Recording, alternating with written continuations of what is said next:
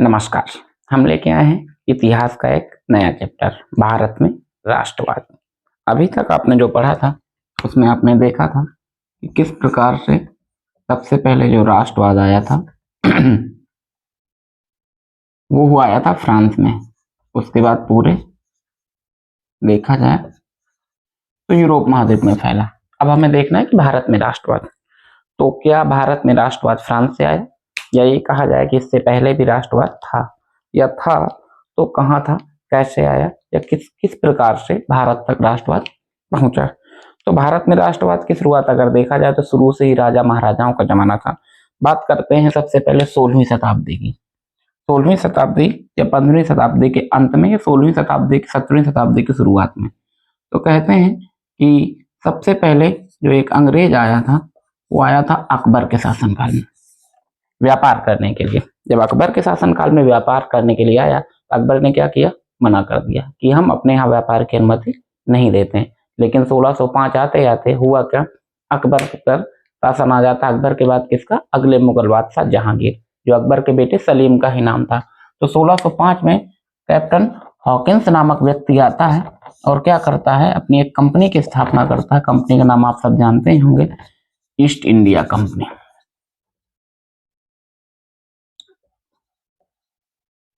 East India company जो एक private company थी, छोटी सी कंपनी थी, जो आई थी सिर्फ काहे के लिए, व्यापार करने के लिए। तो क्या लगा, सबसे पहले हमारे देश में व्यापार करने अंग्रेज आए? नहीं, सबसे पहले जो हमारे देश में व्यापार करने आए थे वो अंग्रेज नहीं, पुर्तगाली थे। पुर्तगाली, आप पढ़ते ना भारत की खोज, भारत की खोज, तो एक्चुअल में उसने भारत की खोज नहीं की थी। किसकी खोज की थी? उसने की थी भारत के लिए समुद्री रास्ते की खोज। और वो किसने की थी, आप लोग मुझे कमेंट करके जरूर बताइएगा, ठीक, कि भारत के समुद्री रास्ते की खोज किसने की थी। ठीक, हम बताते हैं, आगे चलते हैं इस चीज में। ठीक, तो जब 16वीं शताब्दी के अंत में 1605 में अंग्रेज ईस्ट इंडिया कंपनी आ जाती है, तो इन्होंने क्या देखा कि जो भारत था वो एक तरीके से कैसा देश था, भारत जो था अंधविश्वास, पूजा पाठ, झाड़ फूंक, इन सारी चीजों में विश्वास करने वाला था। आज भी आप लोग देखते होंगे कि अगर किसी का पेट दर्द, सर दर्द या बीमारी सही नहीं हो रही तो उसके घर वाले क्या कहते हैं, चले जाओ किसी झाड़ फूंक वाले को दिखा लो, बोलते हैं कि नहीं बोलते। तो वो चीज सोचिए, जब अभी के जमाने में इतने, तो इससे पहले कितनी रही होगी, बहुत ज्यादा रही थी होगी। तो शुरुआत कहाँ से होती है, शुरुआत अगर देखा जाए तो शुरुआत हो जाती है 17वीं शताब्दी में, जब बंगाल के शासक थे सिराजुद्दौला। बात कहाँ से होती है, अंग्रेजों का शासन एक तरीके से शुरू कैसे हुआ, जब इन्होंने देखा कि भारत अंधविश्वास पे ज्यादा विश्वास करता है। तो एक प्राइवेट कंपनी, सोचिए, जो व्यापार करने के लिए आई थी, उसने क्या किया, लोगों को क्या किया, आपस में लड़ाना शुरू किया। एक राजा का सपोर्ट करते और दूसरे राजा से कहते, दूसरे राजा को उधर से जाकर सपोर्ट करते, हम तुम्हारे साथ हैं, इससे भी कह देते हम तुम्हारे साथ हैं, और उनको आपस में लड़ा देते। और जब वो आपस में लड़ जाते थे फिर यही होता, आपस में लड़ने के बाद उन पे, दोनों को लड़ाने के बाद दोनों को हटा के खुद उस जगह पे शासन करने लग जाते थे। बात यही चल रही थी। 1757 में एक बंगाल के शासक थे सिराजुद्दौला, जिनसे युद्ध होता प्लासी का।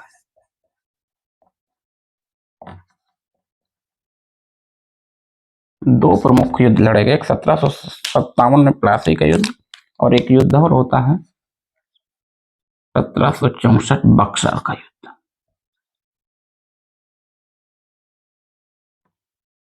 बक्सर का युद्ध, और दोनों ही उस समय बंगाल के एक तरीके से शासक थे, प्लासी के। प्लासी के राजा, प्लासी के राजा कौन था, तो प्लासी के एक तरीके से राजा कह दिया जाए, सुल्तान या उस समय के नवाब कहा जाए, तो उस समय वहां के नवाब कौन थे, सिराजुद्दौला। सिराजुद्दौला जो थे, प्लासी के युद्ध 1757 में क्या होते हैं, हार जाते हैं। जब हार जाते हैं तो यहाँ पे क्या होता है, एक अंग्रेजों का ही एक तरीके से बनाया हुआ व्यक्ति था, जिसने क्या किया, उसकी जगह पे अधिकार, उसको राजा बना दिया जाता है। और वो कौन था, मीर जाफर, जो प्लासी के युद्ध के बाद जब सिराजुद्दौला हारते हैं तो उसकी जगह पे शासन एक तरीके से बना दिया जाता है मीर जाफर को। मीर जाफर, और मीर जाफर 1757 के बाद एक तरीके से बंगाल के नवाब बन जाते हैं। पहले बंगाल के नवाब कौन थे, सिराजुद्दौला। सिराजुद्दौला प्लासी के युद्ध हारते हैं और नवाब बनते हैं मीर जाफर। मीर जाफर एक तरीके से अंग्रेजों का एजेंट के तरीके काम कर रहा था, ठीक है। और मीर जाफर अंग्रेजों की इस वजह से 1760 में इसको क्या कर दिया जाता है, 1760 में मीर जाफर को हटा दिया जाता है और मीर जाफर की जगह बना दिया जाता है इसमें मीर कासिम को। जो मीर जाफर थे और इसको हटा के किसको राजा बना दिया जाता है, मीर कासिम को, नवाब। राजा क्या, राजा ही एक तरीके से समझिए तो सर्वे सर्वा होता है, और यहाँ पे बन जाते हैं मीर कासिम। मीर कासिम बंगाल के नए नवाब बनते हैं, लेकिन ये अंग्रेजों की गुलामत करने वाले नहीं थे। होता क्या है, अब ये अंग्रेजों के विरुद्ध हो जाते हैं। 1764 में जो बक्सर का युद्ध होता है वो मीर कासिम और ईस्ट इंडिया कंपनी के बीच हुआ था। प्लासी का युद्ध आपसे पूछेगा किसके किसके बीच हुआ था, तो प्लासी का युद्ध किसके बीच हुआ था, सिराजुद्दौला और अंग्रेजों के बीच हुआ था। फिर मीर कासिम, बक्सर का युद्ध किसके बीच हुआ था, मीर कासिम और अंग्रेजों के बीच। यहीं से शुरुआत हो जाती है एक तरीके से किसकी, बंगाल में, एक तरीके से बंगाल में गवर्नर जनरल की बनने की शुरुआत हो जाती है, और यहाँ से भारत पर अंग्रेजों का शासन एक तरीके से स्थापित होना शुरू हो जाता है, और अंग्रेज यहाँ से शासन करना शुरू कर देते हैं। ठीक, यहाँ से अब यहाँ से भारत में एक तरीके से राष्ट्रवाद की शुरुआत के लिए देखा जाए। ठीक, 1757 और 1764 के युद्ध के बाद एक तरीके से भारत में क्या थे, छोटे छोटे राजा थे, इनको सब में आपस में लड़ा और पूरी तरीके से पूरी इंडिया में इनका कब्जा हो गया। और भारत में पहला स्वतंत्रता संग्राम कब होता है, देखा जाए 1857। 1857 में भारत में पहला स्वतंत्रता संग्राम होता है, लेकिन ये भी किसी कारणवश क्या होता है, विफल हो जाता है। विफल होने की वजह क्या थी, विफल होने की वजह क्या थी कि अपने ही लोगों को अपने ही लोगों ने धोखा दिया। अंग्रेजों ने देखा, भाई गांधी जी की एक पुस्तक आई थी हिंद स्वराज, जो उन्होंने लिखी थी, उन्होंने ये कहा कि मुट्ठी भर अंग्रेज हम पर सिर्फ इसलिए शासन कर रहे हैं क्योंकि भारतीय उनको करने दे रहे हैं, यानी भारतीय मतलब हम लोग ही उनको करने दे रहे थे। नहीं सोचिए, एक बाहर की सेना के लोग जो थे वो आके शासन कर रहे थे और हम करने दे रहे थे, तो ऐसा नहीं था। 1857 की क्रांति में हम लोग हार जाते हैं। 1857 क्रांति में बहुत सारे नेता थे, वो कभी अगले टॉपिक में पढ़ेंगे, लेसन बहुत बड़ा है और हम इसको एक ही क्लास में समाप्त करने वाले हैं। इस वजह से अभी हम डायरेक्ट चलते हैं 18वीं शताब्दी 19वीं शताब्दी के अंत में। शुरुआत एक तरीके से देखा जाए कहां से होती है, एक और चीज याद रखिएगा, हम आपको बता चुके हैं कि 1885 में एक राजनीतिक दल की स्थापना होती है, किसकी, कांग्रेस की। ठीक, कांग्रेस की स्थापना होती है। स्थापना किसने की थी, हुम ने की थी 1885 में। कांग्रेस के अधिवेशन के जिसने वीडियो ना देखे हो तो लिंक में इसके वीडियो पड़े होंगे, आप लोग कांग्रेस अधिवेशन का वीडियो देख सकते हैं। यहाँ से बात खत्म होती है। एक अगली चीज यहाँ से एक तरीके से क्या होने लगता है, शुरुआत हो जाती है 1885 से। अगर देखा जाए स्वतंत्रता संग्राम का पहला आंदोलन शुरू होता है कहां से, 1905 में। 1905 में एक आंदोलन होता है जिसको हम लोग जानते हैं स्वदेशी आंदोलन के नाम से।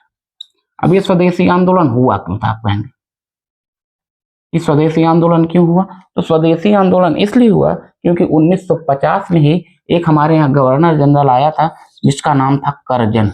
गवर्नर जनरल का नाम क्या था, करजन। इसने क्या किया था, भारत का दो भाग कर दिए थे। एक समय भारत हमारा अखंड भारत है, यानी जिसे आप इस समय देखते हैं पाकिस्तान, बांग्लादेश के रूप में, अफगानिस्तान में, हमारा वो सब भारत से जुड़े हुए थे। तो अगर आप भारत के मानचित्र पे थोड़ा सा नजर डालेंगे, थोड़ा सा हम इसको ड्रा करने की कोशिश करते हैं भारत के मानचित्र को, तो इस पे अगर आप देखेंगे तो जो लॉर्ड कर्जन था इसने बंगाल को क्या किया, विभाजित कर दिया और इससे कह दिया कि ये क्या होगा, भारत से अलग होगा। अब ये था कहाँ, अभी तक हम मानचित्र में कहाँ पे, यहाँ पे आप ये इस जगह पे जहाँ पे आप बांग्लादेश देखते हैं एक तरीके से बंगाल था, इसी के बगल में आप देखते होंगे पश्चिम बंगाल, इस जगह पे जो इस जगह पे आप देखते हैं यहाँ पे है आपका पश्चिम बंगाल। ठीक, ये हो गया आपका बांग्लादेश और ये हो गया पश्चिम बंगाल। तो उस समय इसने क्या किया था, इस बंगाल को अलग कर दिया था। बोले जो बंगला भाषा बोलने वाले हैं वो क्या रहेंगे, अलग रहेंगे। ये हुआ कि भाई क्या है, बंगाल अब भारत से एक अलग देश बनेगा, अलग वो प्रांत हो गया। तो इसके विरोध में 1905 में एक आंदोलन चलाया गया, स्वदेशी आंदोलन। वंदे मातरम गाया गया। वंदे मातरम गाने के साथ साथ ये कहा गया कि हिंदी बंगला भाई भाई, ये हिंदी और बंगला एक ही है। इसका काफी विरोध हुआ, स्वदेशी आंदोलन, विदेशी वस्तुओं का बहिष्कार किया गया, वस्तुओं को जलाया गया।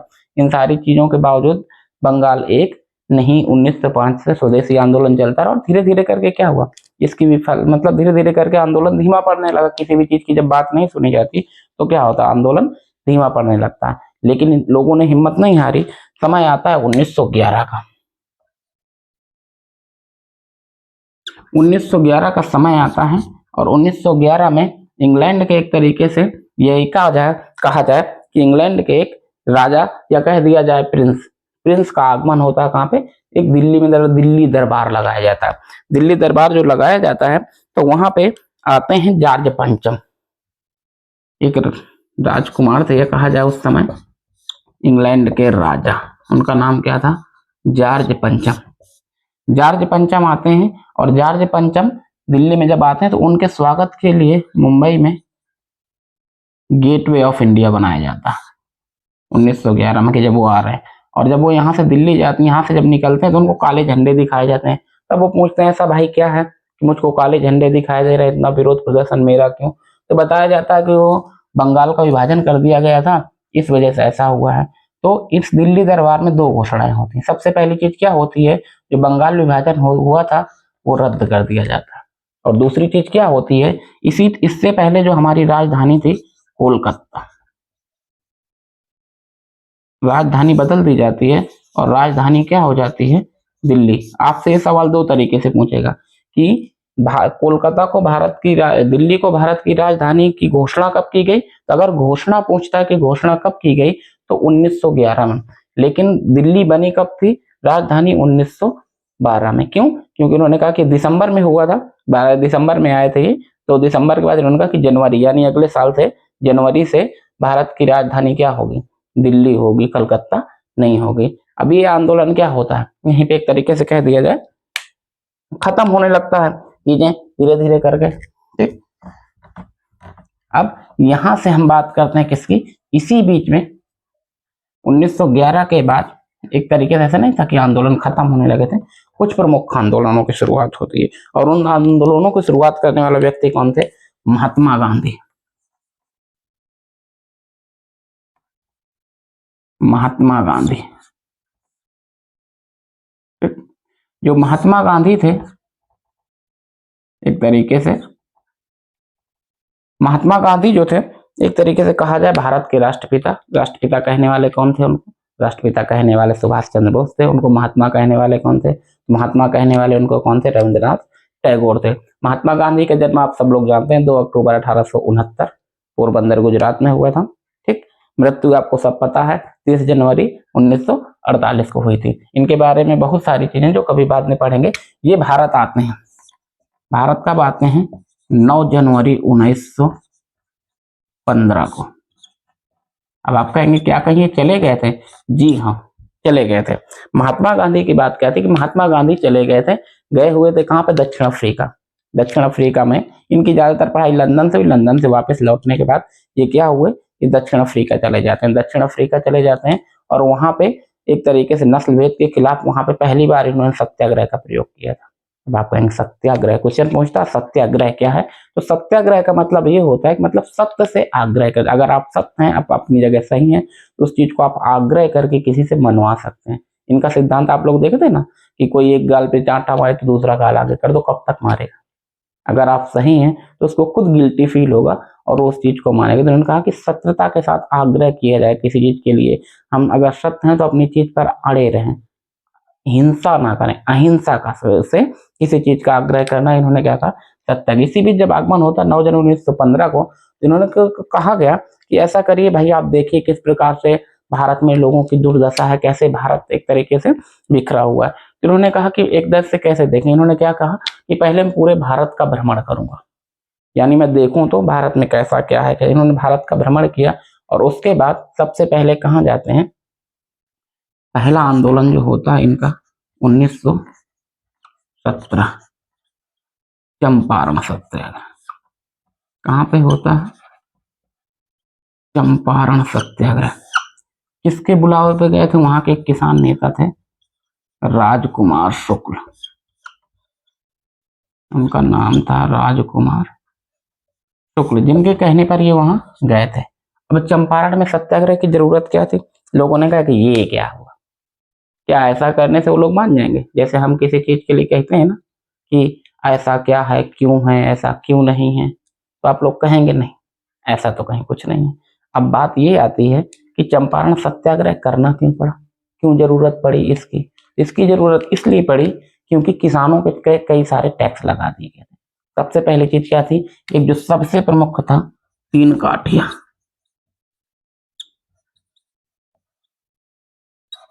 अब आप कहेंगे सर ये 3 काठिया क्या है? 3 काठिया ये था कि उस समय दूसरी थी नील की खेती।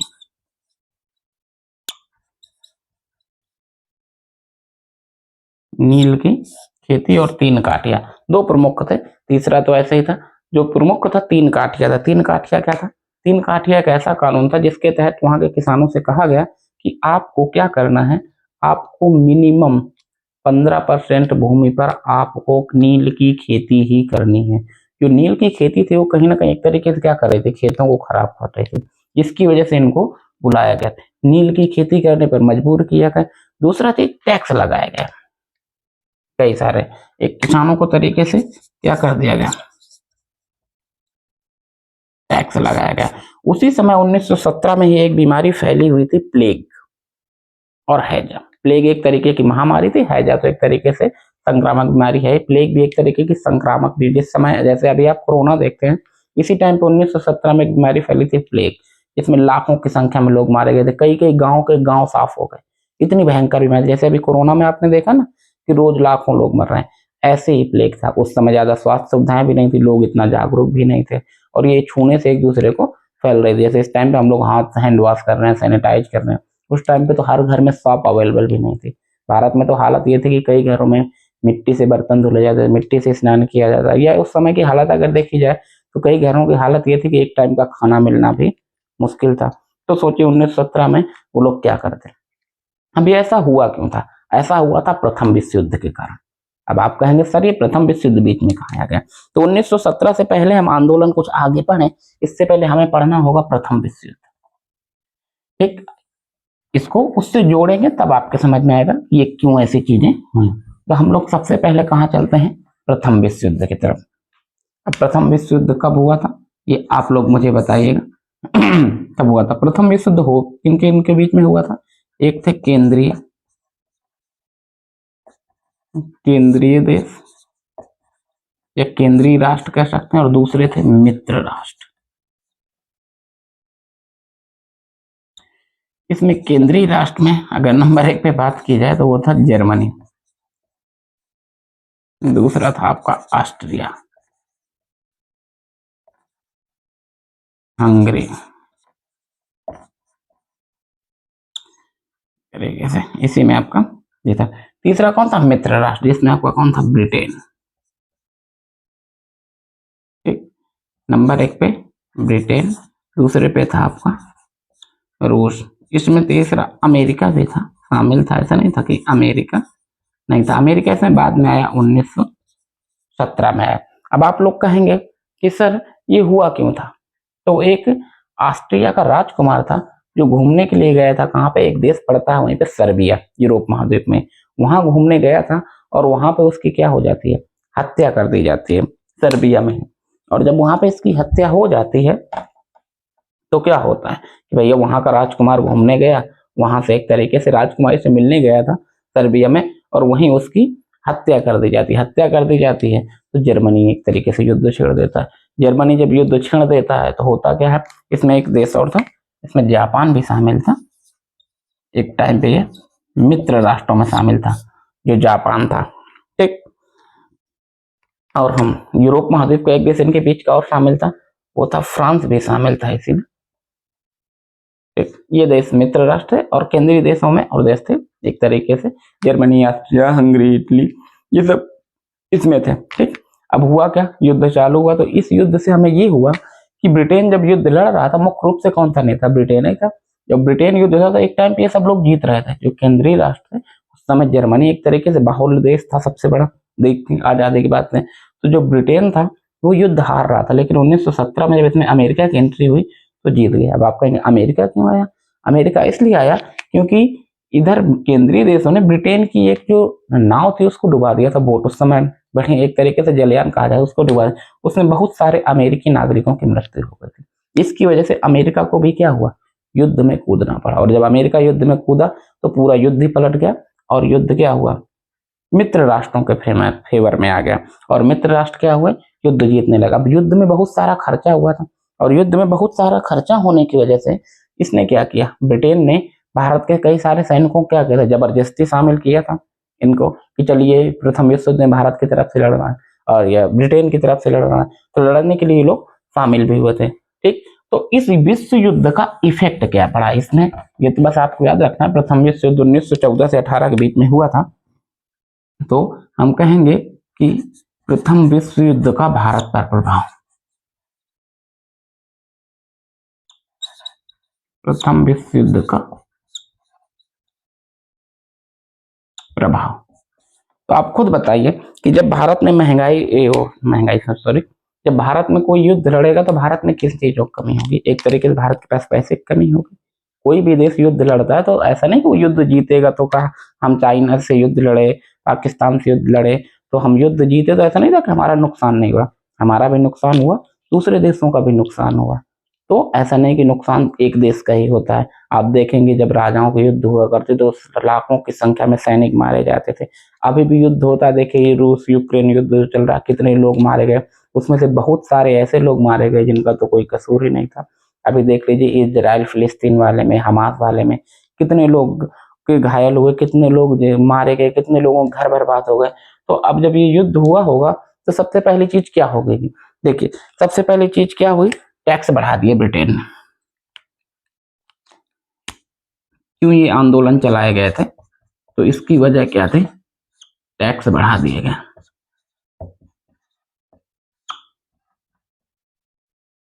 टैक्स बढ़ाए गए। दूसरी चीज क्या थी, सीमा चार्ज बढ़ा दिया, सीमा शुल्क। टैक्स कैसे बढ़ाया गया, किसानों से टैक्स, जैसे इस टाइम पे हम लोग इनकम टैक्स भरते हैं, उस टाइम पे ऐसे टैक्स थे। सीमा शुल्क, किसानों के लिए लगान बढ़ा दी गई, लगान की दरें बढ़ा दी गई, सीमा शुल्क बढ़ा दिए गए, जिसके लिए किसान एक तरीके से क्या कर रहे थे, लड़ रहे थे इसके लिए। ठीक, उसी टाइम पे तीसरी चीज, एक चीज आपको अभी बताया था इससे पहले, जबरन सेना में भर्ती किया गया, जबरन सेना में भर्ती किया गया। चौथी चीज, इससे क्या होगा, महंगाई बढ़ गई। पांचवी चीज, उसी टाइम पे आपसे बताया 1917 में महामारी भी आई थी, और उसी टाइम पे भारत में सूखा पड़ने से उपज भी खराब हो गई थी। आपको ये सारे पॉइंट लिखने हैं एक एक करके, कि क्वेश्चन पूछता है 5 नंबर में आपसे पूछेगा कि प्रथम विश्व युद्ध का भारत पर क्या प्रभाव पड़ा, तो आप लिखेंगे प्रथम विश्व युद्ध के प्रभाव से क्या हुआ, भारत में ब्रिटेन की या ईस्ट इंडिया कंपनी ने, या कहा जाए कि अंग्रेजी शासन ने क्या किया, टैक्स बढ़ा दिए। सीमा शुल्क का मतलब क्या होता है कि जो भारत के व्यापारी थे जो दूसरे देशों में व्यापार कर रहे थे उस पर सीमा शुल्क बढ़ा दिया गया, कि आप जो इधर से निकालने के लिए जो 10 रुपए दे रहे थे, मान लीजिए 100 रुपए में, तब 100 रुपए में आपको 20 रुपए 30 रुपए देना होगा, वो हो गया। जबरन सेना में भर्ती करा दिया गया कि आप सेना की कमी हो गई विश्व युद्ध में लड़ने के लिए, तो भारतीयों को जबरदस्ती शामिल किया गया, अंग्रेजों को शामिल करने की बजाय। ठीक, तीसरी चीज क्या थी, अब जब कोई चीज होगी तो क्या बढ़ेगी, महंगाई बढ़ेगी। ठीक, महंगाई बढ़ने लगी, भाई महंगाई तो बढ़ेगी ही बढ़ेगी जब कोई चीज में किसी चीज की वो होगी तो। ठीक, इसके बाद महामारी, आपको बताते 1917 में एक रोग फैला था, प्लेग, जो चूहे से फैला था। 1917 में भारत में हैजा भी गुजरात में कई जगह फैला हुआ था, पूरे के पूरे आपको बताया गांव खत्म हो गए थे। और उसी टाइम पे क्या हो गई, खराब वर्षा के कारण या इसकी वजह से उपज भी खराब हो गई थी। तो सारी चीजों की महंगाई थी, इसी वजह से क्या होने लगा, चालू हुए थे भारत में आंदोलन होने हुए थे। उसी टाइम पे एक कहा जाए महापुरुष, युग पुरुष, जिसके बारे में आइंस्टीन ने कहा था कि आने वाले समय में कोई व्यक्ति एक ये बात के बार भरोसा ही नहीं करेगा कि एक हाड़ मांस का बना हुआ व्यक्ति भी इस दुनिया में आया था। एक लाइन कई बार कंपटीशन में भी पूछी जाती है कि लाइन किसने कही थी, तो ग्रेट साइंटिस्ट आइंस्टीन ने कही थी। किसके बारे में कही थी, महात्मा गांधी के बारे में कही थी। अब हम लोग पढ़ेंगे महात्मा गांधी के प्रमुख आंदोलन। तो सबसे पहले इनका आगमन भारत में कब होता है, तो हम अभी आपको बताएं कि महात्मा गांधी का आगमन कब होता है। तो महात्मा गांधी का आगमन होता है 9 जनवरी 1915 में होता है। इसीलिए 9 जनवरी को भारत में विश्व प्रवासी दिवस भी मनाया, भारत में प्रवासी दिवस मनाया जाता है भारत में। ठीक, ये आ जाते हैं। और पहला आंदोलन के द्वारा कब चलाया जाता है, 1917 में। जो प्रथम आंदोलन चलाते हैं 1917 17, कई बुकों में 16 लिखा हुआ, उसको मत मानिएगा। 1917 में जो चलाया जाता है, जिसे हम लोग कहते हैं चंपारण सत्याग्रह। सत्याग्रह है, कई बार पूछा, अभी आपको बता चुके हैं। ठीक है, चंपारण सत्याग्रह क्यों चलाया गया? 3 काठिया, उसके लिए 3 काठिया कानून के लिए। दूसरी चीज क्या थी? किसानों के लिए एक तरीके से क्या था, नील की खेती अनिवार्य थी 3 काठिया में, कि 15% पे नील की खेती सबको अनिवार्य रूप से करनी थी। और क्या बढ़ा दिया गया? उन पे लगान का भी एक तरीके से टैक्स बढ़ा हुआ था, इसलिए चंपारण सत्याग्रह होता है। चंपारण सत्याग्रह के साथ साथ ही 1917 में एक और सत्याग्रह करते हैं। भाई लोगों ने कहा कि ऐसा नहीं था। अब आपसे पूछ सकता है कि महात्मा गांधी ने सबसे पहले सत्याग्रह का उपयोग कहाँ किया था? तो एक देश है अफ्रीका महाद्वीप में, जहां पे इन्होंने किया था, दक्षिण अफ्रीका, जहां पे रहते थे। किस लिए किया था? नस्ल भेद के खिलाफ। अब आप लोग कहेंगे सर ये नस्ल भेद क्या है? सबसे पहले सत्याग्रह का प्रयोग महात्मा गांधी जी ने कौन से देश में किया था? दक्षिण अफ्रीका में। इनको एक बार अंग्रेजों ने, इसकी कहानी लंबी, कभी बाद में पढ़ेंगे, नहीं चैप्टर हमारा छूट जाएगा। तो दक्षिण अफ्रीका में नस्ल भेद का मतलब क्या होता? वहां पे काले और गोरे लोगों के बीच में भेद था, कि मतलब काले लोग दूसरे हैं, गोरे लोग दूसरे, क्योंकि अंग्रेज गोरे थे। तो वहां के जो अफ्रीका के जो मूल निवासी हैं, एकदम से काले हैं, हमारी तरीके बिल्कुल, मतलब दिखते हैं जैसे हम लोग दिखते हैं, जैसे इसके जो दिख रहा है ना काला, ऐसे दिखते हैं, चमकते हैं। इस तरीके से उनको वो लोग हीन दृष्टि से देखते थे। तो हुआ क्या, वहां पे महात्मा गांधी जी ने ये चलाई, नस्ल भेद के खिलाफ सत्याग्रह चलाया था। इसके बारे में, महात्मा गांधी के बारे में भी हम एक वीडियो बनाएंगे, जिसमें डिटेल से पढ़ेंगे उनके बारे में बहुत ज्यादा।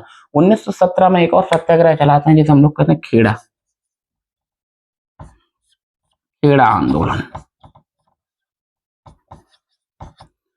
खेड़ा आंदोलन, खेड़ा आंदोलन क्यों चलाया गया था? एक तरीके से देखा जाए तो खेड़ा आंदोलन का भी यही एक वो मतलब था कि क्यों चलाया गया।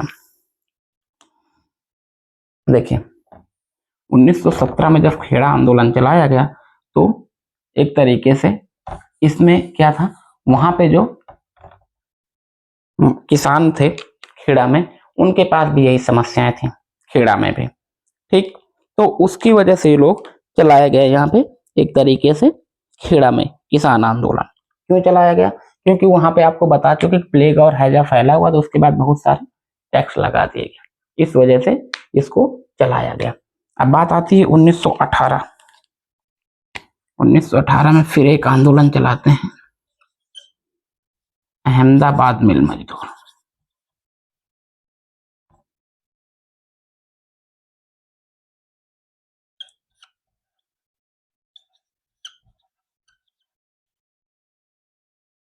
पहली बार महात्मा गांधी जी ने क्या की थी? भूख हड़ताल करी। इसमें इन्होंने पहली बार भूख हड़ताल के लिए बैठे। अब क्यों बैठे थे? क्योंकि द्वितीय विश्व युद्ध के टाइम पे जब ये सारी चीजें फैली हुई थी और लोग काम करने के लिए नहीं आ रहे थे, इन्होंने क्या कहा था? इन्होंने ये कहा था 1918 में, देखा कि इन्होंने कहा था कि सबके उसमें क्या किया गया था, एक तरीके से सबके वेतन वृद्धि कर दी गई थी, कि वेतन वृद्धि दुगुनी कर दी जाएगी, ये कर दी जाएगी। लेकिन क्या हुआ? हुआ नहीं। अब अहमदाबाद मिल मजदूरों ने क्या कर दी? हड़ताल कर दी। तो महात्मा गांधी वहां पे पहुंचे। महात्मा गांधी, अब ये लोग मांग कर रहे थे कि जो हमारा वेतन है उस पे 50% की वृद्धि कर दी जाए, और अंग्रेज क्या कर रहे थे? 15%। हुआ क्या भाई? अब इन पे एक तरीके से फैल गई, आपस में क्या हुआ? आपस में इनकी लड़ाइयां होने लगी। लड़ाइयां मतलब कि आपस में, अब जब काम बंद कर दिया, अहमदाबाद ने बोला कि हम भाई काम नहीं करेंगे, काम छूट गया, सारी चीजें पड़ी हुई हैं एक तरीके से। तब महात्मा गांधी पहुंचते हैं और वहां के जो मिल मालिक थे उनसे बात करते हैं। उनसे बात करने के बाद बात निकल के आती है, उन्होंने कहा ना आपकी ना आपकी, बीच का रास्ता निकालते हैं। और बात कहाँ पे बनी? 35% पर। इन्होंने कहा था कि जो प्लेग बीमारी फैली, इन सारी चीजों के लेके हम आपको बोनस प्रोवाइड कराएंगे, बोनस देंगे। इन सारी चीजों की वजह से इन दोनों में हुआ, और बाद में क्या हो गया? शांत हो गया। इसी बीच में एक और आंदोलन होता है 1920 में।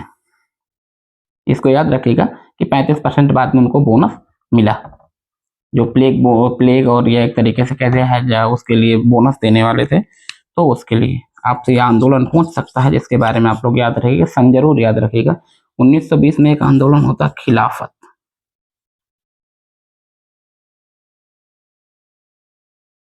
खिलाफत आंदोलन, अब ये कैसा था कि जब द्वितीय विश्व युद्ध हार गए थे, जिसमें एक तरीके से एक सम्राट और था, उसमें मित्र राष्ट्रों की तरफ से टर्की, ऑटोमन साम्राज्य, ऑटोमन साम्राज्य जब हार चुका था तो ये बातें कयास लगाए जा रहे थे कि जो अंग्रेजी सरकार है वो क्या करेगी, बहुत सारे टैक्स लगाएगी, इसके ऊपर बहुत सारा एक तरीके से जुर्माना बोलेगी। तो उसके लिए एक तरीके से वहाँ का एक जो प्रमुख था खलीफा, उसको पकड़ के बहुत सारे एक तरीके से दंड दिए जाएंगे, उसको दंडित किया जाएगा। तो इसलिए पूरे देश के मुस्लिम जो क्या थे, पूरे देशों के मुस्लिम एकत्र थे और इसका विरोध कर रहे थे। उसी को क्या कहा गया, खिलाफ। उसमें भारत के लोग भी थे और इसका फायदा कौन उठाना चाहता था, महात्मा गांधी का। भी सारे मुस्लिम एकत्र हैं तो इसमें कांग्रेस से एक स्पेशल अधिवेशन, विशेष अधिवेशन 1920 में बुलाया गया, कांग्रेस का विशेष अधिवेशन, जिसकी अध्यक्षता की लाला लाजपत राय ने।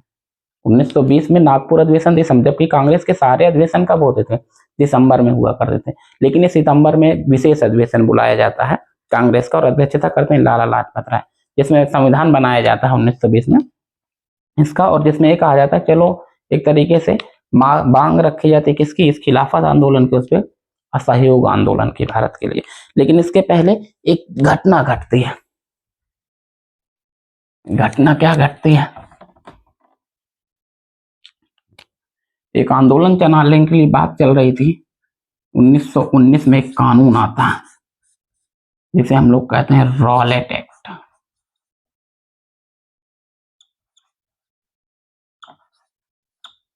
रॉलेट एक्ट कानून आता है 1919 में, जिसे कहा गया बिना अपील और बिना दलील का कानून।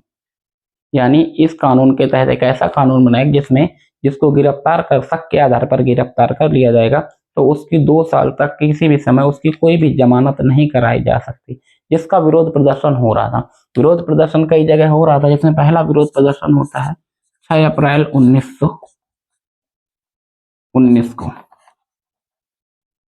6 अप्रैल 1919 को जब विरोध प्रदर्शन होता है तो इसमें कई नेताओं को गिरफ्तार कर लिया गया, जिसमें प्रमुख थे उस टाइम पे डॉक्टर सतपाल और सैफुद्दीन किचलू। सैफुद्दीन किचलू, इनको गिरफ्तार कर लिया जाता है। और इनकी 6 अप्रैल 1919 को जो रॉलेट एक्ट का विरोध कर रहे थे तो इसको क्या कहा गया, डॉक्टर सतपाल और सैफुद्दीन किचलू, कांग्रेस के बहुत सारे बड़े बड़े नेताओं को गिरफ्तार कर लिया जाता है। तो इसी के विरोध में सब लोग एक सभा का आयोजन करते हैं। जगह कहाँ थी, उसका नाम था अमृतसर। अमृतसर में कहाँ पे, जलियांवाला बाग। कब होता है, 13 अप्रैल 1919। डेट थी 13 अप्रैल 1919, बहुत इंपॉर्टेंट डेट है, आप याद रखिएगा।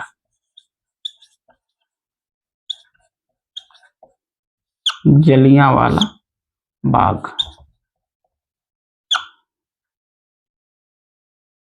जलियांवाला बाग 13 अप्रैल 1919 को एक जगह थी जलियांवाला बाग, जिसमें ये सारे लोग इस गिरफ्तारी का विरोध कर रहे थे, प्लस रॉलेट एक्ट का विरोध कर रहे थे। एक बाग था जलियांवाला जो इस प्रकार से बना हुआ था, चारों तरफ से बाउंड्री थी और इसमें एक ही गेट था, मेन गेट, और इस सर चारों लोग एक तरीके से लोग इसके अंदर बैठे हुए थे। हुआ क्या, उसी टाइम पे जनरल डायर को एक भारतीय व्यक्ति था हंसराज, वो खबर देता है कि जो जलियांवाला बाग है उसमें ये सब लोग एकत्र होकर विरोध प्रदर्शन कर रहे हैं, जबकि वो निहत्थे थे। भाई गांधी जी का एक तरीके से सिद्धांत ही था कि हम लोग क्या करेंगे, सारी चीजों में जो हम लोग कभी किसी में हिंसा नहीं करेंगे। तो बोले हाँ ये बात तो सही भाई, हिंसा नहीं करेंगे। तो हुआ क्या, जब ये लोग यहाँ पे एकत्र हुए तो जनरल डायर आता है और इस गेट को बंद करवा देता है और चारों तरफ से अपने सैनिकों को भेज के इसमें गोलियां चलवाता, जिसमें 1000 लोगों से ऊपर लोगों की मृत्यु हो जाती है। मरने वाले सिर्फ व्यक्ति पुरुष ही नहीं थे, उसमें महिलाएं भी थी, बच्चे भी शायद। एक इसके निर्मम हत्याकांड की तरीके से इसको देखा गया, इसी वजह से कहा जाता है जलियांवाला बाग हत्याकांड कहा जाता है इसीलिए इसको। कब हुआ था, 13 अप्रैल 1919 को। किसने गोलियां चलवाई, जनरल डायर ने चलवाई थी। किस भारतीय ने सहायता की थी उसमें उसकी, तो उनका नाम था हंसराज। ये चीज जरूर याद रखिएगा, हंसराज ने। इसी के विरोध में महात्मा गांधी को ने एक तरीके से क्या करें, महात्मा गांधी को केसरे हिंद की उपाधि दी थी अंग्रेजी सरकार ने। इस घटना से व्यथित होकर महात्मा गांधी ने उनकी उपाधि क्या करी, लौटा दी। और एक तरीके से रविंद्रनाथ टैगोर को नाइटहुड की उपाधि मिली थी, उन्होंने क्या करी, उसकी उपाधि लौटा दी। और इसी घटना से शुरू होता है, जब 1920 में खिलाफत आंदोलन हुआ तो इसी के टाइम पे एक नए आंदोलन की शुरुआत होती है। तो 1920 में आपको बताया कि विशेष अधिवेशन सितंबर में बुलाया जाता है, जिसमें असहयोग आंदोलन की बात की जाती है। कि असहयोग आंदोलन, जब वो बात की जाती है लेकिन इसको स्वीकृति कांग्रेस अधिवेशन में कब मिलती है? 9 दिसंबर, जब दिसंबर में दोबारा से इसका आंदोलन होता है, नागपुर अधिवेशन 1920 नागपुर अधिवेशन में इसको होता है। तो 1920 में फिर से एक आंदोलन चलाया जाता है और आंदोलन का नाम था असहयोग।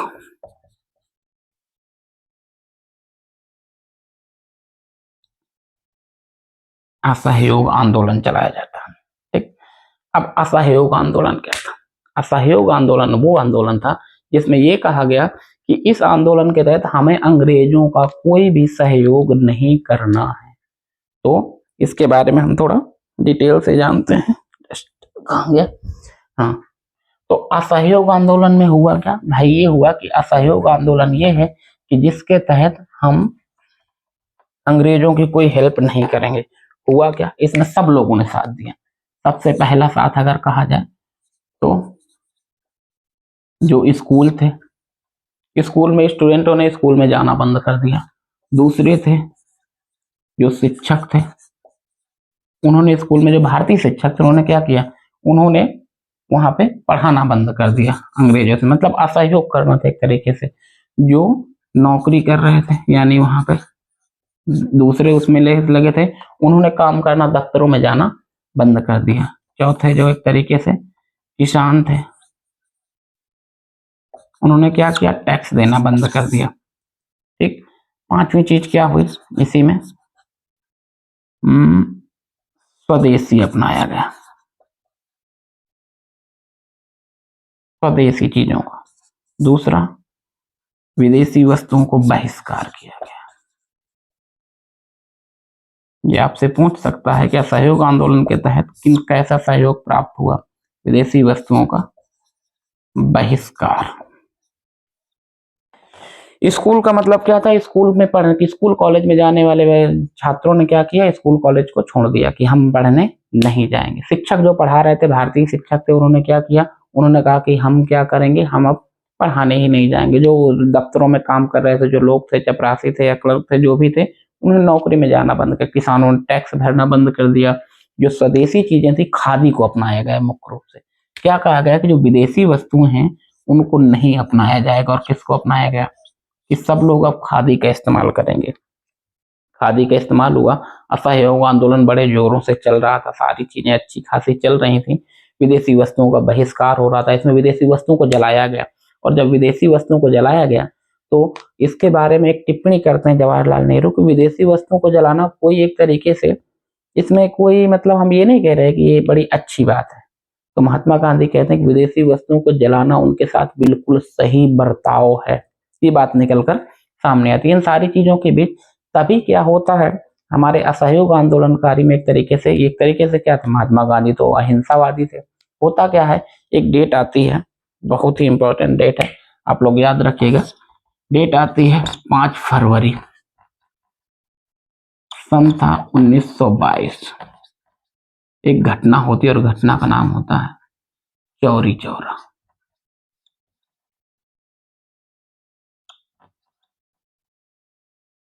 चौरी चौरा का, अब ये क्या था?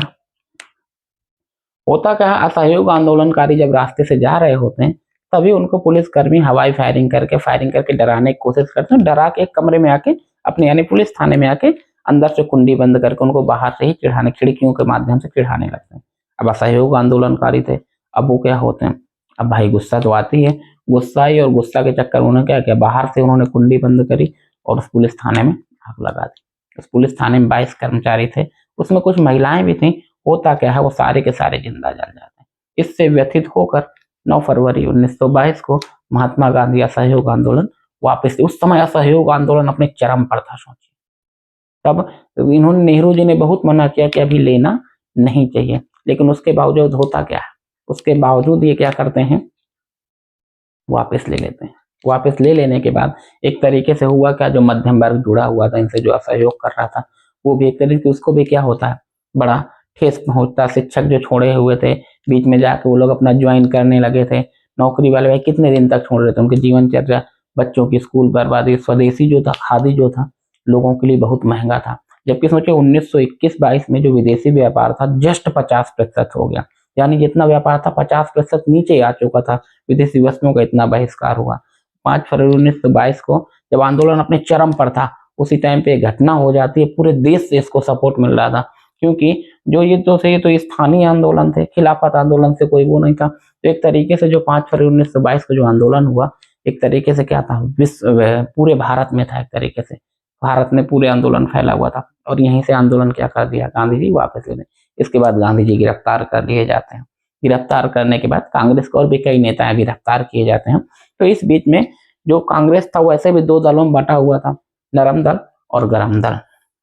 कांग्रेस का 1907 अधिवेशन में ये 2 भागों में बट जाता है।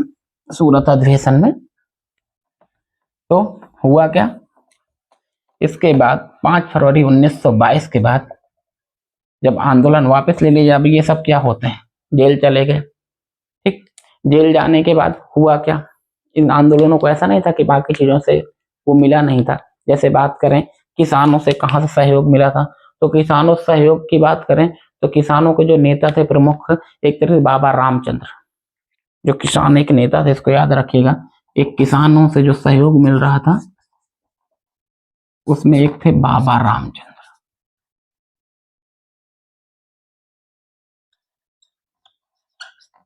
बाबा रामचंद्र ये किसानों के नेता थे एक तरीके से।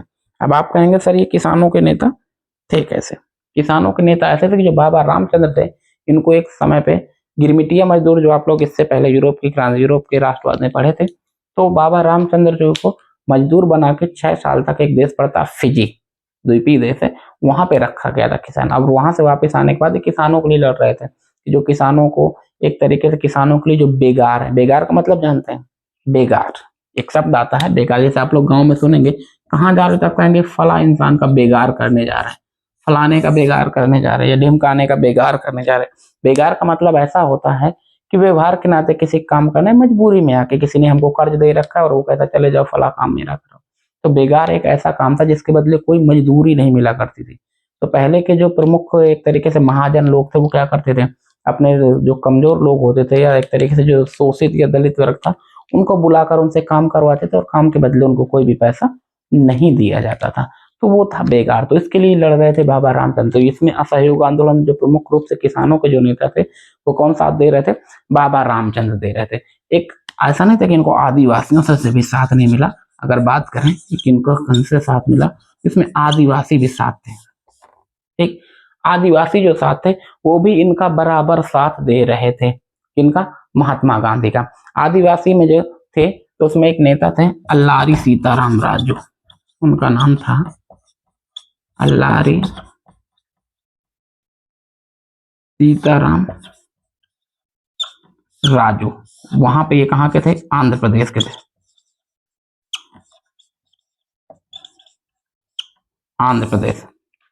आंध्र प्रदेश के नेता थे अल्लारी सीताराम राजू, जो आदिवासियों के नेता के रूप में काम कर रहे थे वहां पे आंध्र प्रदेश से। इनको लोग भगवान का दूसरा रूप मानते थे। उनका वहां के लोगों का कहना था कि अगर तीर भी है वो भी इनकी हत्या नहीं कर सकता, क्योंकि ईश्वर का रूप है।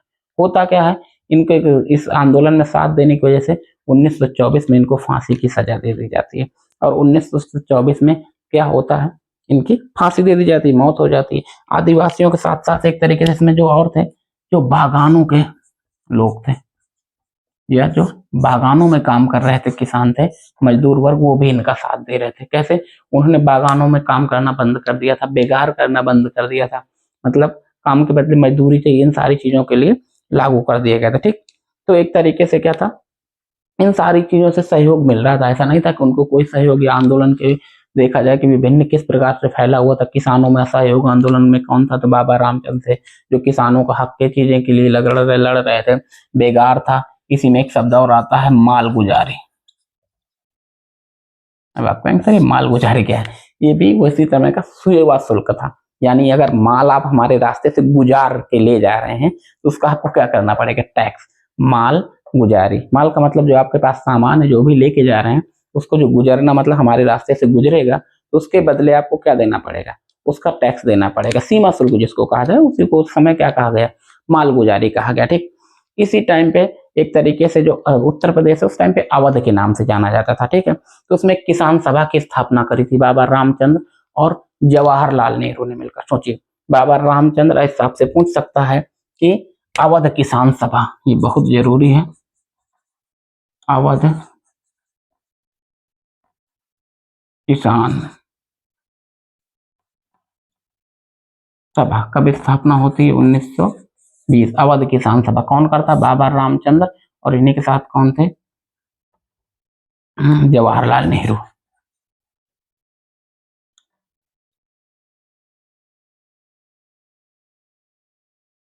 जवाहरलाल नेहरू जो अवध किसान सभा की स्थापना की थी उसी आंदोलन के टाइम पे, यानी एक किसान सभा बनाई गई जिसमें सारे किसान आके मिल जाएंगे, अवध किसान सभा। तो इतना समझिए, एक तरीके से ये देखा जाए कि आंदोलन विभिन्न रूपों में फैला हुआ था। जो आपसे आंदोलन के बारे में, असहयोग आंदोलन से कई प्रकार से पूछ सकता है कि किन किन समुदायों का साथ मिला, तो मध्यम वर्ग भी साथ था, नौकरी पेशा भी साथ था, छात्र वर्ग भी साथ था, किसान साथ थे, आदिवासी साथ थे, मजदूर यानी जो बागानों में काम करने वाले मजदूर थे वो भी साथ थे। उन्होंने भी बेकार करना क्या कर दिया था? मना कर दिया था। बहुत सारी चीजें ऐसी थी जो असहयोग आंदोलन के लिए प्लस पॉइंट बनी हुई थी। लेकिन 5 फरवरी 1922 की घटना से क्या होता है? इस आंदोलन को स्थगित कर दिया जाता है। ठीक, तो ये सारी चीजें इसमें निकल कर आती हैं। ठीक, तो अब हम आगे के आंदोलनों को देखते हैं। ठीक, 1922 में ये चीज हो जाती है। अब चलते हैं आगे।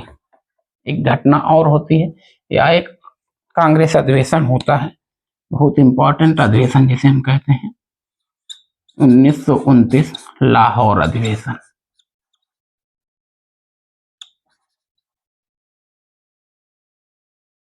1929 लाहौर अधिवेशन जब होता है, इसकी अध्यक्षता जवाहरलाल नेहरू ने की थी।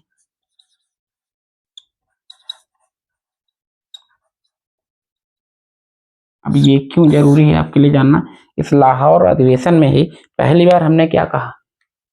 हमने ये कहा, इसमें 1929 लाहौर अधिवेशन में हमने कहा कि हमें पूर्ण स्वराज चाहिए। और उसी टाइम से हमने ये कहा कि जो अगली 26 जनवरी यानी जो अगला महीने, हमने क्या बताया था कि ये कब हुआ करते थे? हमेशा दिसंबर में होते थे। जो अधिवेशन हुआ करते थे हमेशा दिसंबर में हुआ करते थे।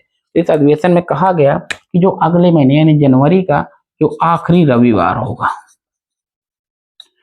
तो जनवरी का आखिरी रविवार होगा,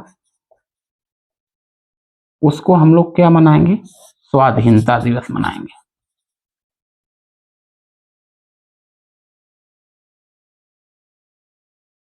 आखिरी रविवार, और उस टाइम पे 1930 यानी 1929 दिसंबर खत्म हुआ, तो 1930 जनवरी, 1930 का जनवरी महीना का जो आखिरी रविवार होगा उसको हम क्या बनाएंगे? स्वाधीनता दिवस। तो उस आखिरी रविवार में कौन सी डेट पड़ गई थी? 26 जनवरी। और तभी से हम 26 जनवरी को हर साल 1930 से ही स्वाधीनता दिवस मनाते हुए आ रहे थे। तब जाके इस दिन हमारा संविधान भले बनकर तैयार हो गया था, लेकिन उसको हम लोग 26 जनवरी 1950 को लागू किए थे। तो अब ये अधिवेशन हो जाता है। इसी टाइम पे अंग्रेज सोचते हैं कि ये जो महात्मा गांधी हैं, ये तो बड़े एक तरीके से क्या कहा जाए, बड़े वैसे इंसान यार, हम तो इनको हल्के में ले लिए थे, ये तो ऐसा करेंगे कि तो हमको हमारी चींट बजा देंगे। ऐसा करते हैं, इनको बुलाते हैं। तो भैया बोले काहे के लिए? बोले गोलमेज सम्मेलन करते हैं। गोलमेज सम्मेलन कराया जाता है, लेकिन महात्मा गांधी प्रथम गोलमेज सम्मेलन में भाग नहीं लेते हैं। होता क्या है, बहुत सारे लोगों को इस अधिवेशन की वजह से क्या कर दिया गया था? बंदी बनाया गया था। ठीक, इस बीच एक घटना और होती है कि जब दो दलों में बटा हुआ था, तो 1923 में एक नई पार्टी कांग्रेस के अंदर बनाए थे। 1923 में एक नई पार्टी जो बनाए थे, जिसका नाम क्या था? स्वराज पार्टी। इसको आप लोग याद रखेगा, स्वराज पार्टी। बनाया किसने था? जवाहरलाल नेहरू के पिताजी थे मोतीलाल नेहरू।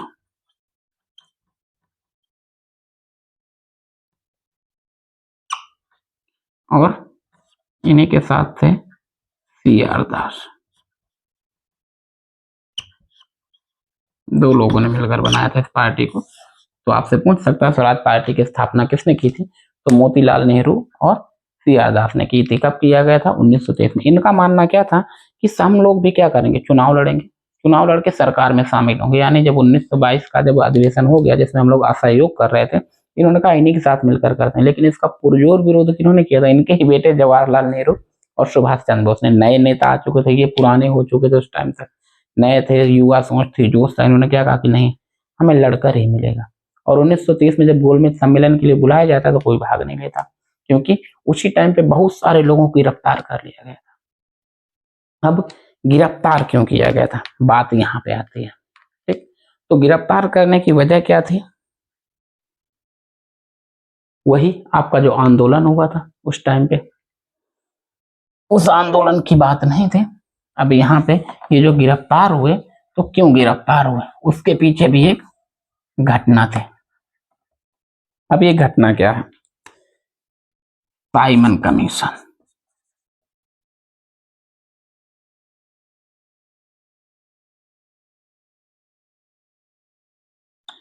साइमन कमीशन आता है कब? 1928 में एक कमीशन बनाया गया था, साइमन कमीशन।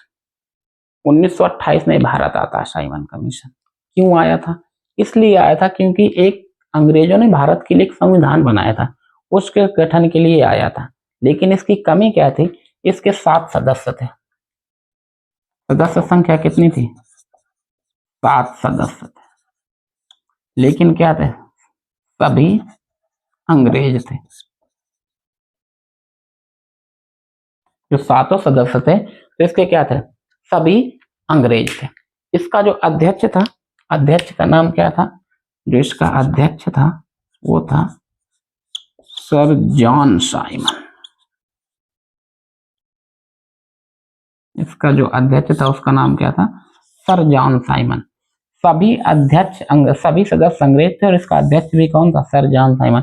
इस वजह से 1928 में जो रॉलेट इसका ये आया साइमन कमीशन, इसका पूरे देश में विरोध किया गया। पूरे देश में विरोध जब किया गया, इसी विरोध प्रदर्शन में एक हमारे स्वतंत्रता सेनानी शहीद हो जाते हैं। कौन थे? लाला लाजपत राय। इसका विरोध कर रहे थे और नारा लगा रहे थे, साइमन कमीशन वापस जाओ। जैसे वो ट्रेन से बाहर निकलते हैं, उतर के आते हैं, साइमन कमीशन वापस जाओ, तो क्या होता है? उनके सर पर लाठियों की बौछार की जाती है और उससे घायल हो जाते हैं और आगे जाकर 1928 में ही उनकी मृत्यु हो जाती है। उन्होंने कहा था कि मेरे सर पर पड़ी एक एक लाठी अंग्रेजी सरकार की ताबूत की कील साबित होगी। ये बात कई बार पूछी गई है कि ये वाक्य किसने कहा था? आप लोग इसको याद रखिएगा, ये वाक्य लाला लाजपत राय ने कहा था, साइमन कमीशन। इसी के विरोध पूरे देश में हो रहा, जिसमें बहुत सारे लोगों को, लाखों लोगों को जेल में डाल दिया गया था। और जब लाखों लोगों को जेल में डाल दिया गया, तब 1930 में इन्होंने कहा गोलमेज सम्मेलन बुलाया गया। बात कहेंगे गोलमेज सम्मेलन क्या था? गोलमेज सम्मेलन कोई बड़ी बात नहीं थी, एक गोलाकार मेज हुआ करती थी, उसी में 4 लोग बैठ के बातें करते, उसमें बुलाया गया था कांग्रेस के कुछ सदस्यों को, जिसमें अछूतों की ओर से भाग ले रहे थे कौन? हमारे डॉक्टर भीमराव अंबेडकर जी। वो तीनों गोलमेज सम्मेलन में भाग लिए। आपसे कभी क्वेश्चन पूछ सकता है कि ऐसा कौन सा भारतीय था जिसने तीनों गोलमेज सम्मेलनों में भाग लिया? 3 गोलमेज सम्मेलन हुए थे, तो तीनों गोलमेज सम्मेलन में भाग लेने वाले एकमात्र भारतीय वही थे जो थे डॉक्टर भीमराव अंबेडकर जी, जिन्होंने अछूत। और इन्होंने इसमें क्या कहा कि आप ऐसा करिए, साइमन कमीशन में जो ये बन के आया था, डोमिनियन स्टेट ले लीजिए। 1928 में डोमिनियन स्टेट का मतलब क्या था कि आप ऐसा करिए, आप अपने स्टेट के वो बन जाइए, प्रमुख बन जाइए, लेकिन आपके ऊपर शासन कौन करेगा? हम ही करेंगे। तभी 1929 में लाहौर अधिवेशन में जवाहरलाल नेहरू ने क्या कहा कि हमें डोमिनियन नहीं चाहिए, हमें पूर्ण स्वराज चाहिए। तो 19 आपसे पूछेगा कि कौन से अधिवेशन में पूर्ण स्वराज की मांग की गई थी, तो 1929 लाहौर अधिवेशन में पूर्ण स्वराज की बात की गई थी। होता क्या है, ये चीजें सस्ते जब हो जाती हैं, तो 1930 में आप लोग ईयर याद रखिएगा, 1930 में प्रथम गोलमेज सम्मेलन होता।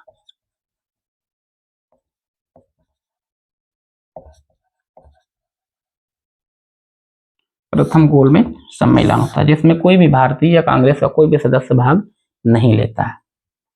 होता क्या है, अब जब नहीं लेते, तब जो उस टाइम पे देखा जाए, तो उस टाइम पे एक कौन थे?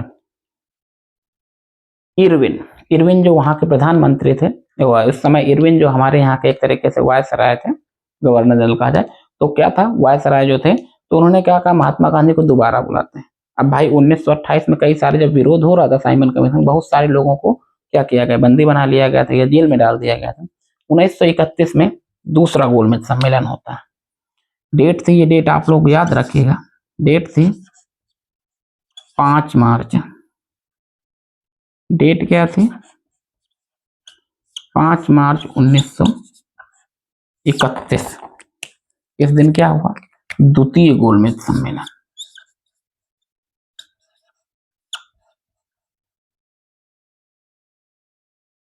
द्वितीय गोलमेज सम्मेलन। इसी डेट को 5 मार्च 1931 को जो द्वितीय गोलमेज सम्मेलन में जिसमें महात्मा गांधी ने भाग लिया, इसी को हम लोग एक नाम से और जानते हैं, जिसे हम लोग कहते हैं गांधी इरविन समझौता।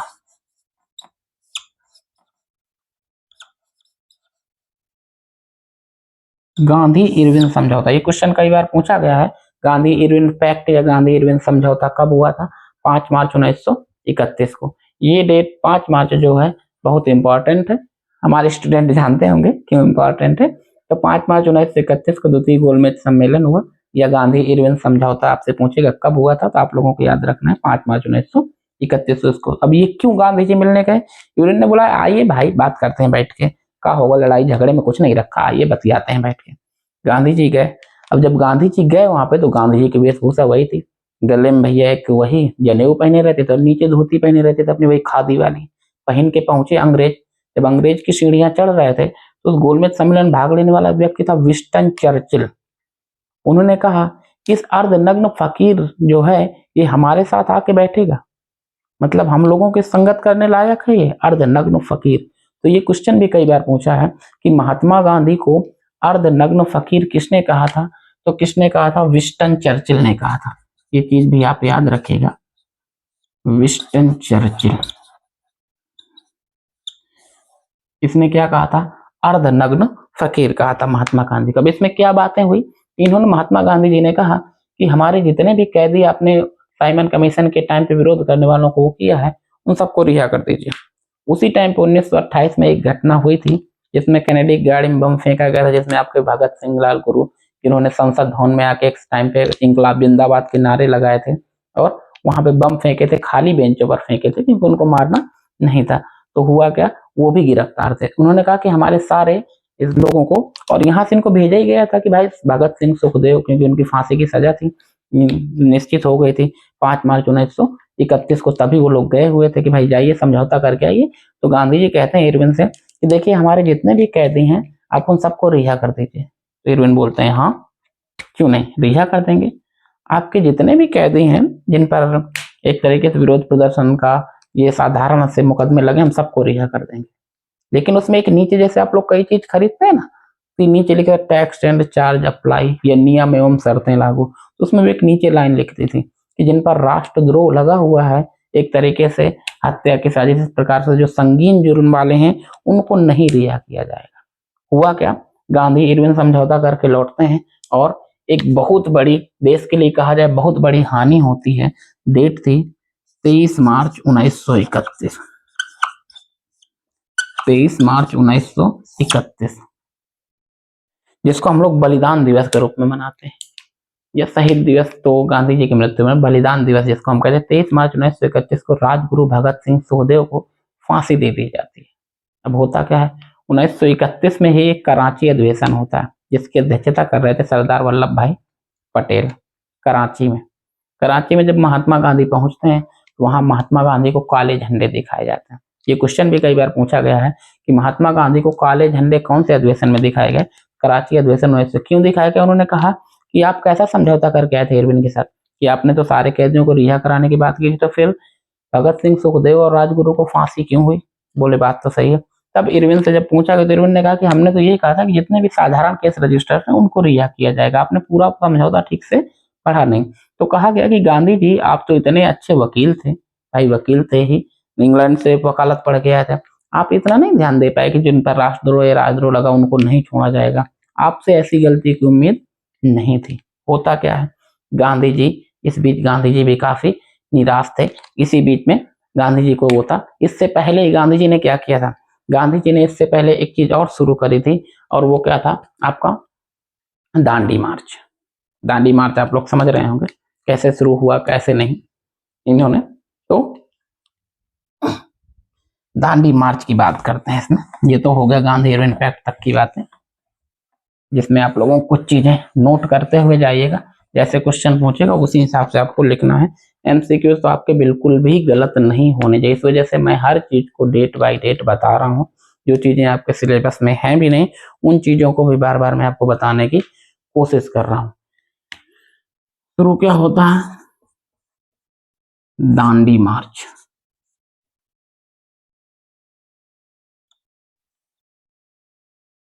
देखिए अब यहाँ पे गांधी इरविन पैक्ट लिख लीजिएगा 1931। कब? 5 मार्च। हम इसमें क्या कह सकते हैं? Gandhi Irwin pact.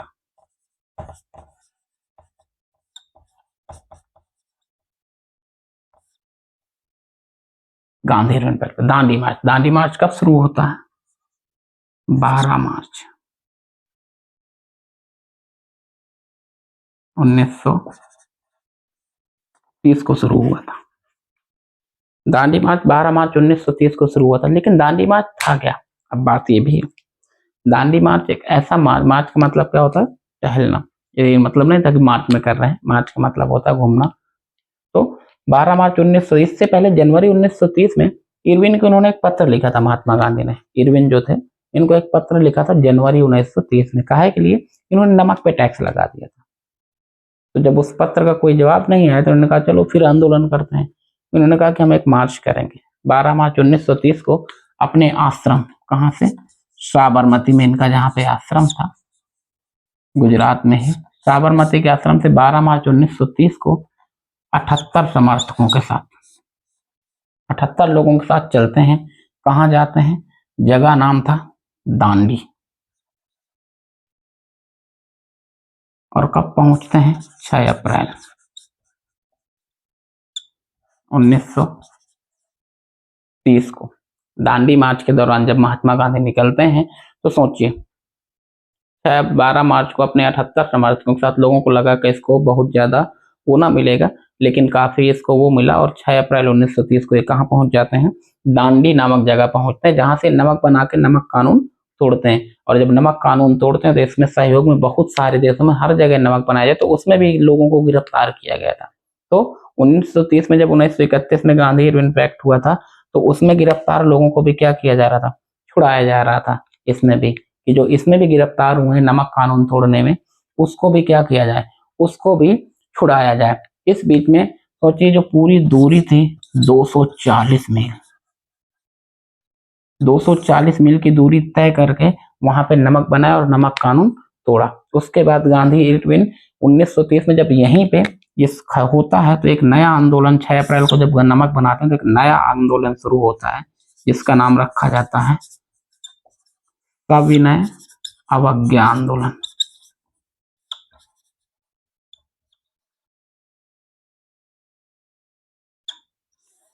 सविनय अवज्ञा आंदोलन शुरू होता है।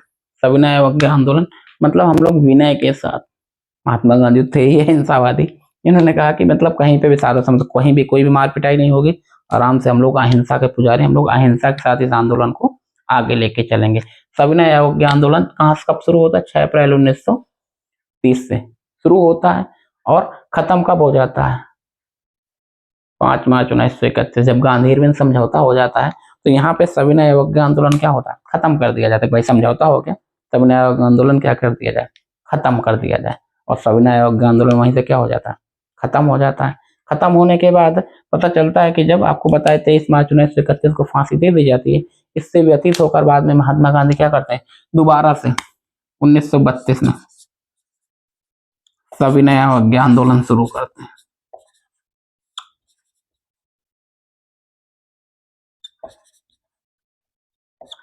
आपसे पूछेगा कि दोबारा कब शुरू किया गया, तो 1932 में शुरू किया गया।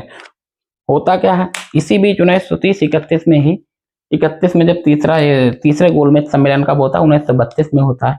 इसी बीच डॉक्टर भीमराव अंबेडकर दलितों के लिए अलग निर्वाचन पद्धति की मांग करते हैं। अब आप कहेंगे अलग निर्वाचन क्या था?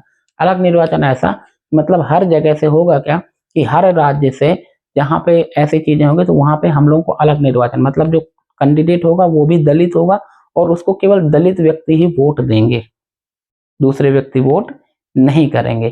तो वो मिल जाता है, तो जिसके विरोध में महात्मा गांधी क्या कर देते हैं, जेल के अंदर ही एक तरीके से पूना जेल के अंदर वो बंद थे, वहीं पे आमरण अनशन, आमरण अनशन मतलब मैं खाना नहीं खाऊंगा, इन सारी चीजों से इनसे मिलने जाते हैं 1932 में ही मिलने जाते हैं डॉक्टर भीमराव अंबेडकर। तो 1932 में ही पूना में समझौता है दोनों के बीच में, जिसे हम लोग जानते हैं पूना पैक्ट के नाम से। आपसे पूछेगा पूना पैक्ट क्या था, तो पूना पैक्ट क्या था, महात्मा गांधी और डॉक्टर भीमराव के अंबेडकर के बीच में एक समझौता हुआ था, जिसमें महात्मा गांधी ने कहा था कि आप लोग वैसे देश बटा हुआ है और आप एक काम और कर रहे हैं कि और बांटे दे रहे हैं देश को, इसके नाम पे, दलित और उसके नाम पे, तो ऐसा मत करिए, हम ऐसा करेंगे अलग से उसी में आप लोगों के लिए कुछ सीटें आरक्षित कर देंगे, तो परेशान मत होइए। वहीं से इन्होंने कहा कि देखिए हम लोगों को सब लोग हीन दृष्टि से देखते हैं, उस समय दलितों की हालत बहुत बुरी भी थी, तो इन्होंने कहा कि बड़ा हीन दृष्टि से देखते हैं, तो हम किसी के उस पर नहीं रहना चाहते हैं। इन्होंने कहा कि नहीं, आप क्या हैं, आप तो हरि के प्रिय हैं, आप हरिजन हैं, तभी से हरिजन शब्द की उत्पत्ति हुई इनके लिए। हरिजन शब्द देने वाले कौन थे आपके, यही थे, और एक पत्रिका भी इनकी निकलती थी हरिजन के नाम से, महात्मा गांधी की, और तभी से हरिजन शब्द दिया। पूना पैक्ट जब लागू कर दिया तो इन्होंने क्या कहा कि अब हमें अलग निर्वाचन पद्धति नहीं चाहिए, वहीं से खत्म हो गई। पूना पैक्ट हुआ इसीलिए था, यानी आपस में समझौता। देखिए दो समझौते हुए, गांधी इरविन 5 मार्च 1931, महात्मा गांधी और इरविन के बीच में।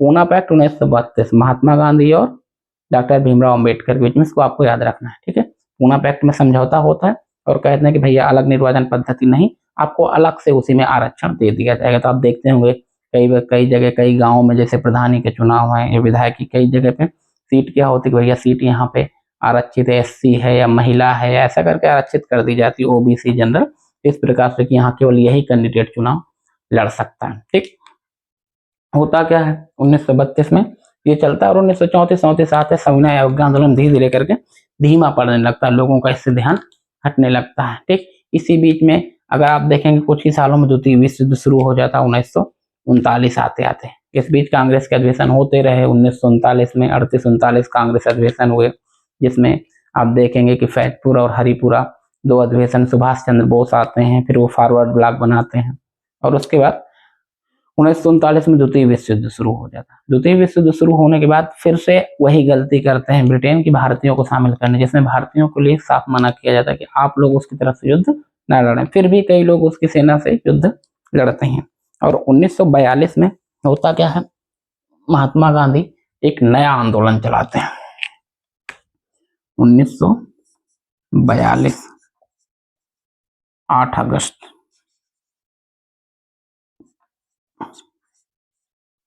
ग्वालियर टैंक में इसके लिए बात होती है। 1942 में कौन सा नाम था, भारत छोड़ो आंदोलन।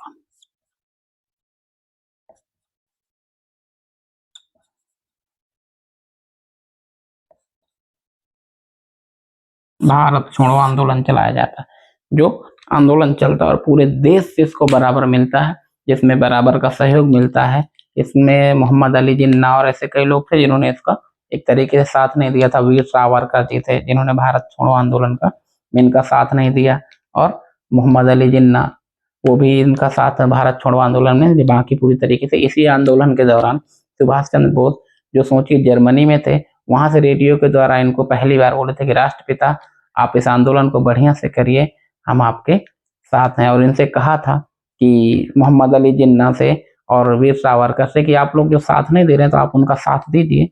अगर आप उनका साथ देंगे, क्योंकि अंग्रेज जो है वो हमेशा रहने वाले नहीं है, कुछ समय के लिए होगा, क्या कुछ समय बाद वो चले जाएंगे। ठीक, तो कई सारी चीजें इसमें चर्चित हैं जो जानी गई एक तरीके से, किस प्रकार से आगे आई कैसे नहीं। तो भारत कब आजाद हो जाता है, 15 अगस्त 1947 को भारत आजाद हो जाता है। लेकिन इस आजादी की चीज में कई सारी और चीजें हैं जो बनाई गई और बिगाड़ी गई, तो इसको आप लोग नोट कर लिए होंगे। तो जिसमें सबसे पहली बात आती है जैसे किन किन चीजों की जरूरत बनी राष्ट्रवाद के लिए। जिस प्रकार से आप फ्रांस में देखे थे कि एक वहां की स्वतंत्रता की देवी थी, जर्मनी में जर्मेनिया थी, फ्रांस में मारियान था, तो इस प्रकार से भारत में भी थी भारत माता। भारत माता, भारत माता बनाई गई थी, एक तरीके से काल्पनिक था जिनको मान लिया गया था, जिसका चित्रकारी है, जिसको बनाया था अविंद्रनाथ टैगोर, रविंद्र नहीं, याद रखिएगा, जिसको बनाया था अविंद्रनाथ टैगोर ने।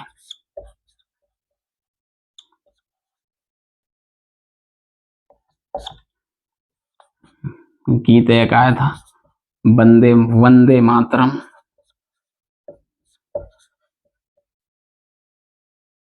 वंदे मातरम आया था जिसकी रचना किसने की थी? बंकिम चंद्र चटर्जी ने की थी।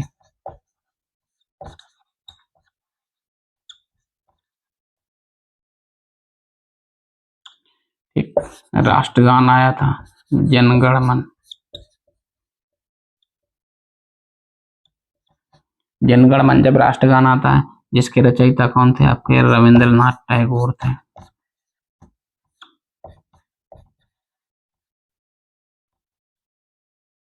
रविंद्रनाथ टैगोर थे।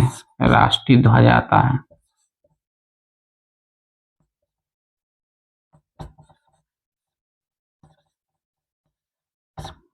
राष्ट्रीय ध्वज आता जिसको किसने बनाया था? पिंगल वेंकट नायडू।